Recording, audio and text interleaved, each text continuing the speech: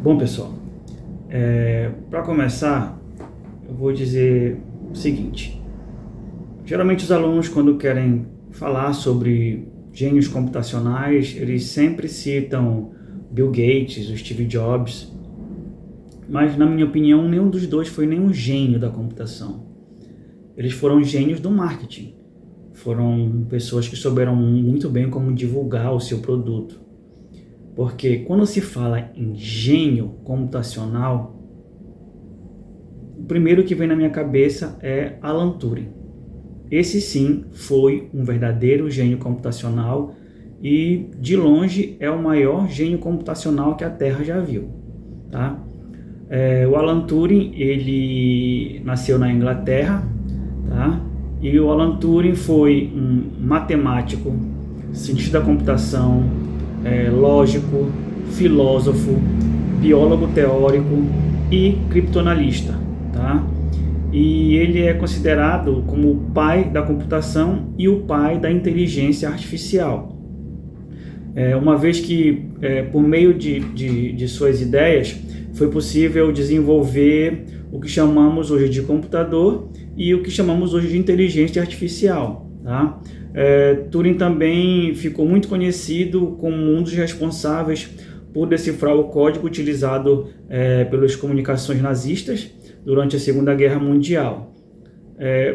Foi por meio do trabalho de Turing que foi desenvolvida uma máquina que foi conhecida como bomba eletromecânica, ou The Bomb, em inglês, que decifrou o código da máquina Enigma, que é considerada uma das máquinas de criptografia mais top que já existiu. Eu creio que não exista hoje nenhuma máquina tão complexa e que tenha um poder de criptografia maior do que a máquina Enigma. Tanto que a máquina Enigma ela foi o auge da criptografia mecânica e nada se compara a essa máquina até hoje. Tá? E esse computador, a bomba que o Turing criou, permitiu que os aliados tivessem acesso a informações privilegiadas ao longo da guerra, e também ele foi a primeira pessoa a imaginar uma máquina pensando. Essa ideia de uma máquina pensando partiu do Turing. Tá? Em 1936, se não me engano, o Turing apresentou uma teoria a respeito da construção de uma máquina que fosse capaz de realizar cálculos. Ele estudou matemática e criptografia em Princeton, teve o seu PhD lá, e a partir, se não me engano, de 1938, ele retornou à Inglaterra e passou a integrar uma organização do governo britânico, que era responsável por quebrar códigos e enigmas, chamada Government Code and Cipher School, acho que era mais ou menos isso. Então, assim, a primeira bomba eletromecânica desenvolvida por meio dos estudos de Alan Turing, ela ficou pronta em 1940 e foi nomeada de Victory. As máquinas construídas com base nesse modelo desenvolvido por ele, elas foram essenciais, tá, para os aliados na Segunda Guerra Mundial, porque lhes deram assim, uma vantagem estratégica extremamente importante, que era o quê? A informação. Ou seja, desde aquela era, a informação já era importante, tá? Que continua sendo até hoje. Então, em 1942, essas máquinas desenvolvidas por Turing, elas demonstravam assim a sua importância para a inteligência britânica, pois eram responsáveis por decifrar a cada mês cerca de uns 84 mil mensagens enviadas pelos alemães, com relação à máquina Enigma. Ele formulou na década de 30, se não me engano, um modelo teórico que seria responsável pela criação de conceitos como algoritmo e o desenvolvimento dos computadores modernos. Ficou conhecido como máquina de Turing, que é um dispositivo que escrevia e interpretava ali símbolos ilimitados, trabalhando com 0 e 1, que é o código binário, e o conjunto vazio. no meu vídeo sobre a máquina matemática, eu explico bem com relação a por que a máquina só entende 0 e 1. Basicamente, a estruturação das linhas de código atuais são todas baseadas na máquina de Turing. Essa máquina de Turing ela seria equipada com uma fita perfurada de comprimento infinito, né? E ela preenchia intervalos regulares ali com símbolos de um conjunto finito e um ponteiro, né? que marcaria assim a posição real em que a máquina se encontrava, dentro de um conjunto limitado de estados internos possíveis. Tá? Com essa máquina, Turing pretendia conseguir definições matematicamente precisas, né, para algoritmos ou procedimentos mecânicos. Tá? Dá para entender melhor essa máquina Enigma para quem estuda ali a questão de computabilidade e complexidade de algoritmos. Tá? Quando os primeiros computadores começaram a funcionar, muitos ali se perguntavam, será que essas máquinas conseguem pensar? Né? Um caso positivo, um dia eles se equiparariam aos seres humanos, né? Será que um dia elas vão pensar ao ponto de nos dominar e tudo mais? E essas perguntas serviram de base ali para muitos filmes, como, por exemplo, O Exterminador do Futuro, 2001, Odisseia no Espaço e por aí vai. Bom, pensando nesse assunto, o Alan Turing ele publicou um artigo em 1950, e na primeira parte desse artigo ele propõe o que ele chamou de jogo da imitação. Bom, nesse jogo nós temos ali alguns indivíduos, né? A maioria das vezes homens e mulheres, e um juiz, em salas isoladas, que só podiam se comunicar através de textos datilografados. Bom, os homens e as mulheres eles devem ludibriar o juiz, né, se fazendo passar por homens e mulheres, assim, tipo, homens se passavam por mulheres e vice-versa. Em seguida, o Turing ele substituiu, né, alguns desses por computadores. E essa última forma é conhecida como teste de Turing. Desse teste de Turing, o computador ele seria interrogado, né, pelo juiz, né, por um ser humano, e eles são mantidos todos em salas separadas e novamente só se comunicam através de textos impressos. Então a máquina e o ser humano eles manterão uma conversação ali entre eles. Então o juiz deverá analisar o conteúdo, né, e distinguir ali quem é máquina, quem é ser humano. Então aí a pergunta que o Turing se fazia era se a máquina poderia imitar muito bem o pensamento humano e confundir o juiz. Tá? E, como eu falei, muitos filmes foram surgindo ali. Por exemplo, no 2001, Uma Odisseia no Espaço, tem um computador chamado HAL 9000, né? Que ele tem essa comunicação. Por exemplo, também se basearam o Blade Runner, também é um filme que é baseado também nessa questão de inteligência artificial e tudo mais. E acho que ali por 1955, o Joseph Weizenbaum, se eu não me engano o nome dele, ele criou um programa chamado ELIZA, né, que passou, digamos assim, né, no teste de Turing.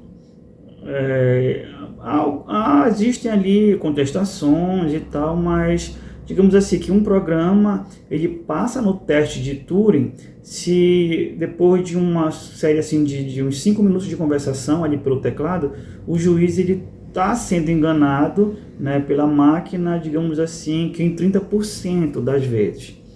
Então o questionamento de alguns é que 30% não é o suficiente para dizer que a máquina enganou, né, o juiz.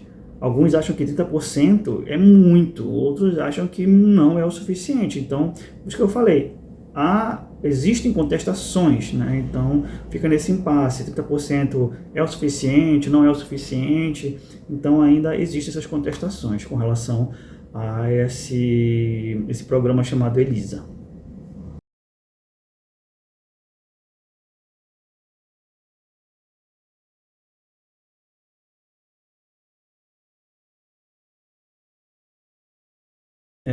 Hoje em dia, máquinas de aprendizado ali, elas conseguem processar uma grande base de dados e escrever ali textos quase como humanos mesmo, né?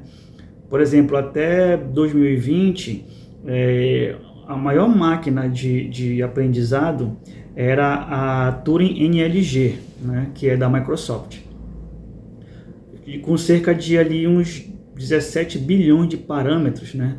Em maio de 2020, foi lançado o GPT-3, né, com incríveis 175 bilhões de parâmetros de aprendizagem, e também ele foi criado pela OpenAI, né?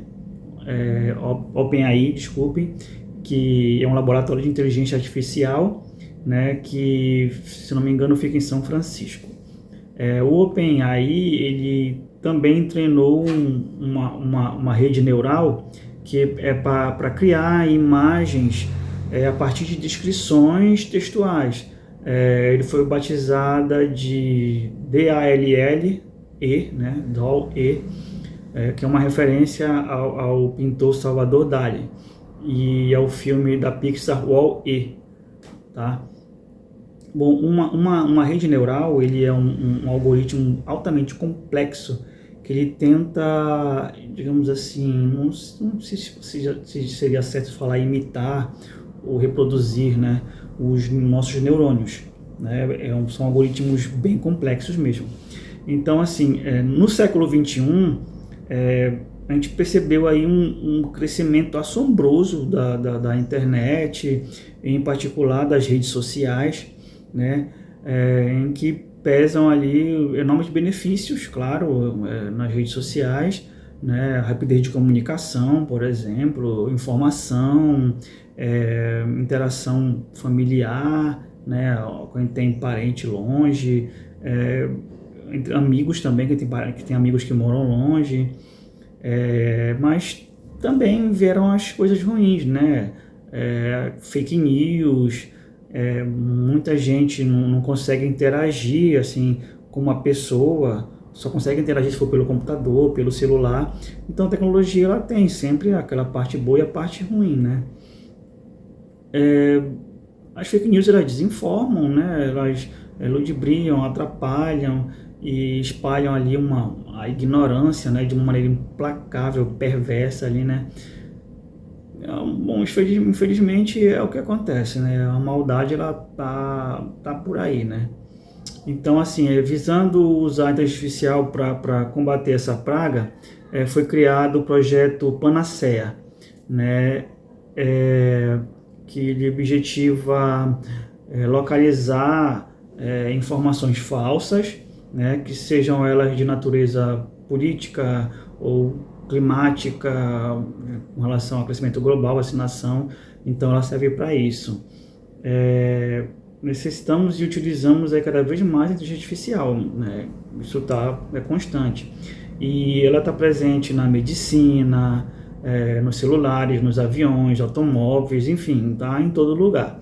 E o processo de dedução é supostamente humano, né? Já que já está ali entre essas máquinas, né? Por exemplo, o programa de inteligência artificial chamado Muzero, que ele é desenvolvido pela DeepMind, né, do Google. Ele aprendeu a jogar xadrez ali sem que ninguém ensinasse nada para ele, nenhuma regra, nada. Só pesquisando em base de dados e se atualizando. Ele simplesmente aprendeu jogadas ali e tudo mais.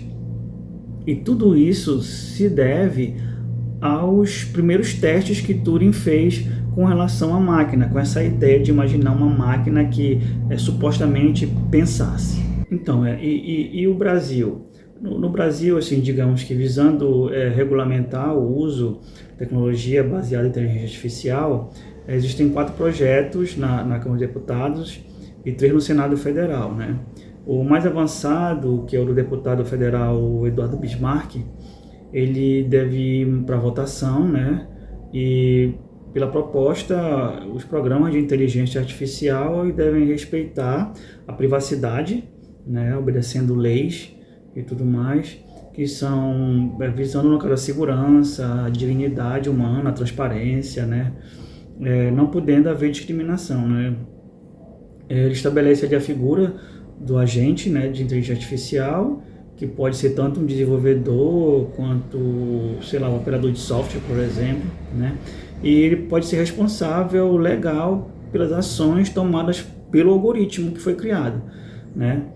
E como eu falei, tudo isso se deve mesmo ali às ideias de Turing. Quando Turing tinha ali os seus 39 anos, mais ou menos, ele se voltou com relação à biologia matemática, né, e publicou assim que é considerado uma verdadeira obra-prima, né, que é um artigo chamado A Base Química da Morfogênese, é isso, morfogênese, tá? Em janeiro de 52. Ele estava muito interessado nessa questão da morfogênese, né? O desenvolvimento ali de padrões e formas em organismos biológicos, né? E ele sugeriu que um sistema de substâncias químicas reagindo ali entre si e se difundindo no espaço, né? Denominado sistema reação de fusão, ele poderia explicar os princípios, fenômenos da morfogênese, né? E ele usou ali sistema de equações diferenciais parciais, né, para poder modelar essas reações químicas, né, reações químicas catalíticas. Por exemplo, digamos que se um catalisador A, né, ele é necessário para que uma determinada reação química ocorra, e se a reação produziu mais de um catalisador A, então nós dizemos que a reação é autocatalítica, né? E que existe ali um feedback ali positivo, né? Que pode ser modelado pelo diferencial dessas equações não lineares. E o Turing descobriu ali que padrões poderiam ser criados se a reação química não apenas produzisse o catalisador A, mas também produzisse um inibidor B, né, que diminuísse a produção de A. Então, se A e B então, se difundissem, né, através do recipiente em taxas diferentes, poderia haver então algumas regiões onde A dominou e algumas onde B predominou. Para calcular a extensão disso, o Turing ele precisaria de um computador poderoso, né?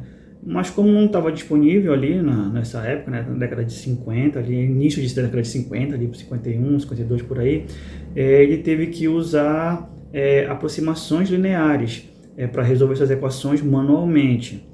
E esses cálculos eles deram uns resultados qualitativos certos, produziram, por exemplo, uma mistura uniforme que estranhamente passava regularmente pontos vermelhos fixos.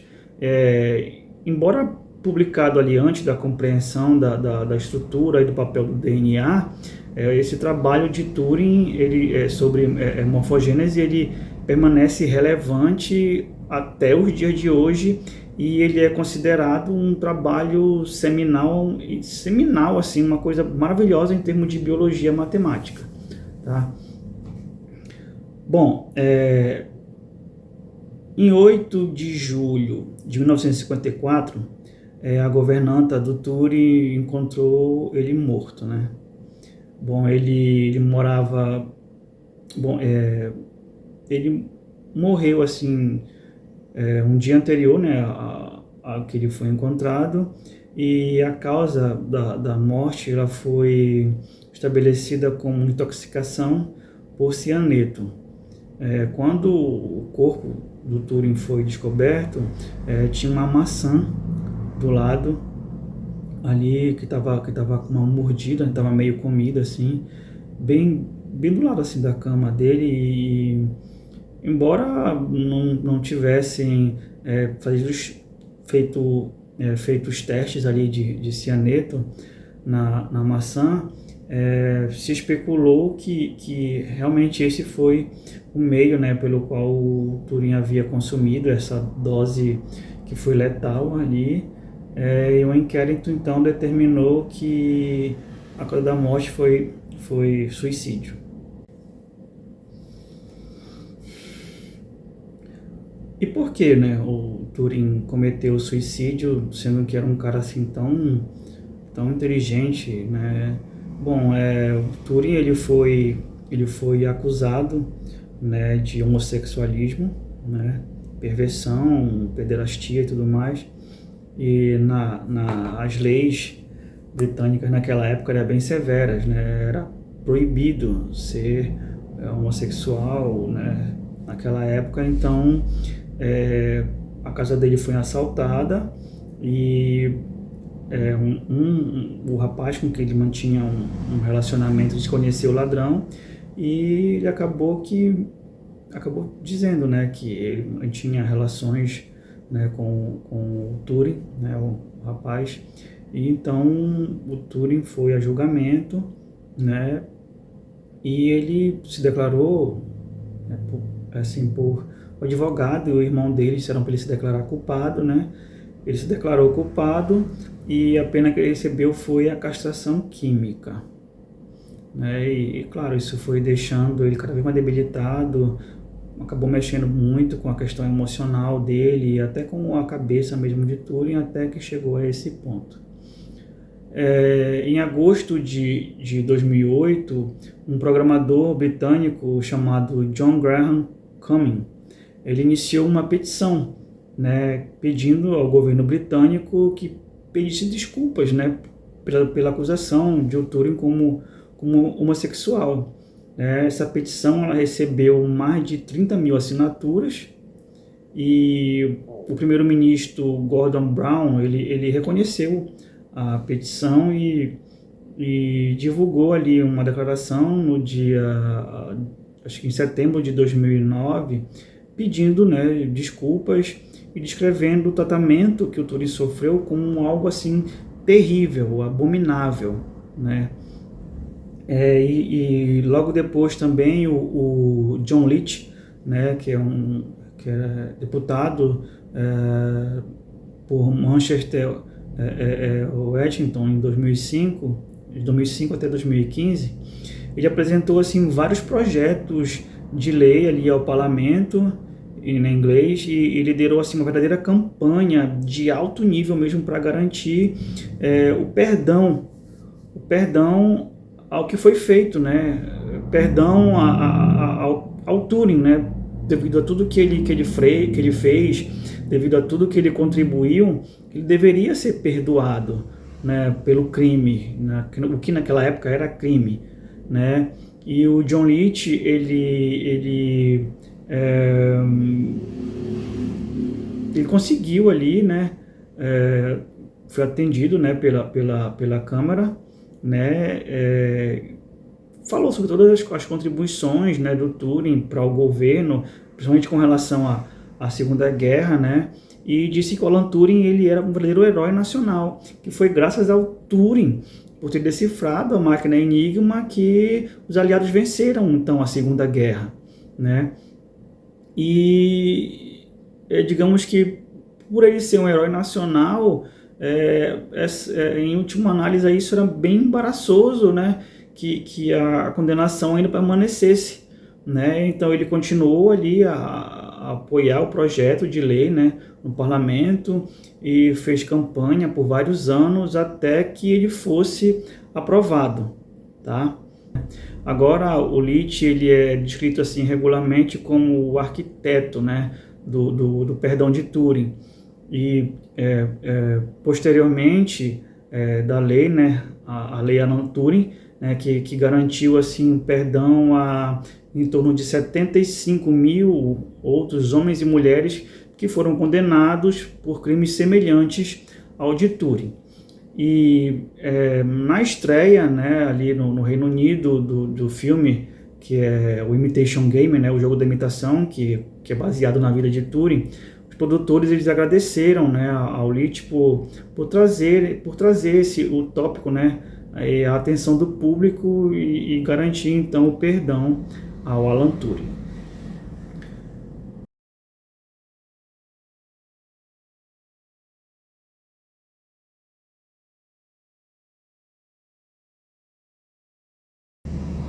Então, meus amigos, esse foi o vídeo de hoje, né? Falando aí a história do nosso grande gênio Alan Turing. Espero que vocês tenham gostado. Não esqueçam de se inscrever no canal, deixar o like e posteriormente vamos trazendo aí mais vídeos para vocês, tá? Um abraço e até a próxima.